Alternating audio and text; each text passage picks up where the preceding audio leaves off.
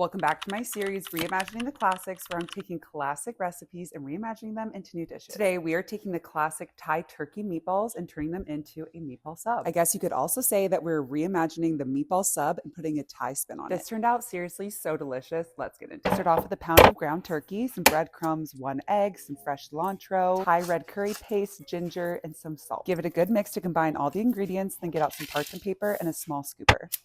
Scoop the meat mixture and roll it in your hands to create a small uniform ball. Once you have all the meatballs ready to go, get a large pan and heat it on the stove on medium. Add your olive oil and then drop in all those meatballs. Let them brown for a few minutes on each side till they get this beautiful color and then remove. In the same pan, add in your shallots, some chopped cilantro, as well as your ginger. Stir and let it cook for a couple minutes and then add in your red Thai curry paste. Combine and toast that for another couple minutes before dropping in your 2 cans of coconut milk. I did 1 can of light and 1 can of full fat coconut milk, but feel free to do whatever you want. Stir in some lime juice and let that come to a simmer, and then salt to taste before adding back in all of those meatballs. Give them a stir so they're all covered in that beautiful sauce and let them sit so that the meatballs cook through and that the sauce thickens up. While the meatballs are doing their thing, we're going to thinly slice a red and orange bell pepper. Cut them into these thin strips and then set them aside. Next, we're going to work on our green part of the dish. We're going to get out an avocado and thinly slice it, then add it to a bowl. Add some lime juice to it, some fresh chopped cilantro, as well as some salt and some fresh chopped green onion. Give it a gentle stir, then set it aside. At this point, your sauce should have reduced slightly and your meatballs will be nice and juicy. Now get out your sub rolls and cut them in half. Set them down on a baking sheet and drizzle with some olive oil. Throw them in the oven to toast for just a few minutes, then set aside the top pieces for the time being and go ahead and put on those meatballs as well as some fresh mozzarella. Put it back in the oven until the cheese gets nice and melted, then top with your bell peppers and the avocado mixture. And make sure to add a nice layer of sauce on the top piece of bread before putting it down. And there you have it. This turned out so good. It's fresh, colorful, packed full of all those Thai flavors, and it's perfect on a sub.